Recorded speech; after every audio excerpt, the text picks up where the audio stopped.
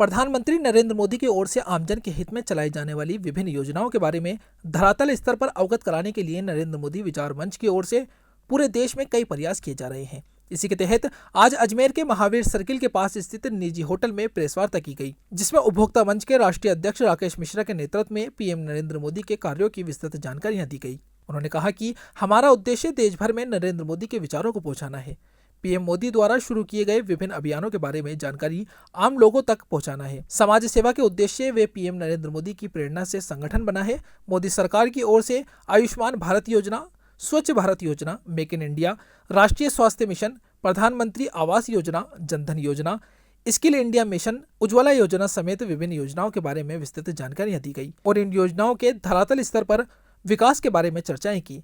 इस कार्यक्रम में महिला शाखा की राजस्थान प्रदेश अध्यक्ष लिलियन ग्रेस, केडी सिंह समेत कई कार्यकर्ता मौजूद रहे। नरेंद्र मोदी है तो गारंटी है, तो इसलिए इस विचारधारा को आगे बढ़ाने के लिए हम लोग निकले हैं। अब इसमें क्या है कि जो मार्च में पिछली बार हम लोगों ने देखा कि 33,000 करोड़ और उससे ज़्यादा की राशि जो जनता के लिए माननीय नरेंद्र भाई जी ने दी थी विकास के लिए, वो वापस हो गई। नरेंद्र भाई जी की जो योजनाएं हैं वो 150 से ज़्यादा योजनाएं भारतीय नागरिकों के लिए हैं।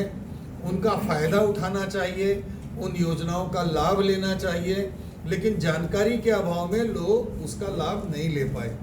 तो हम लोग अभी इस चीज़ को देख रहे हैं कि इसका अधिक से अधिक लाभ कैसे हम नीचे तक ले जाएं।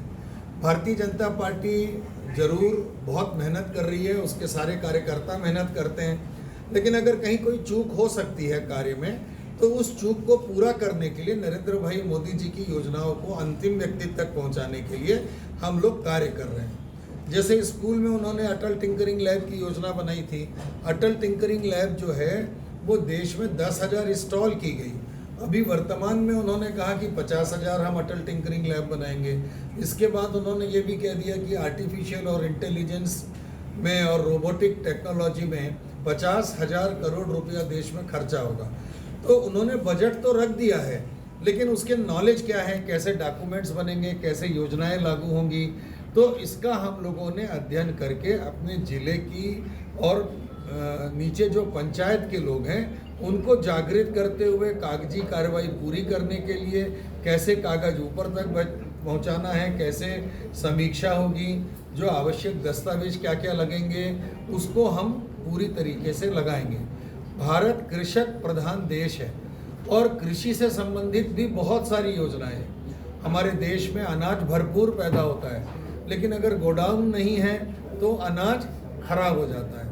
तो हम लोगों ने ये भी देखा कि नरेंद्र भाई जी ने गोडाउन, कोल्ड स्टोरेज बनाने की योजना है। जल संरक्षण के लिए डबरी और तालाब बनाने की योजना है, जिससे कि जल ऊपर आ जाए। वायु के लिए पेड़ लगाना, पर्यावरण की योजनाएं हैं और बहुत सारी ऐसी योजनाएं हैं जिसके माध्यम से हम लोगों को देश को आगे और प्रथम पंक्ति पे लाके खड़ा करना है।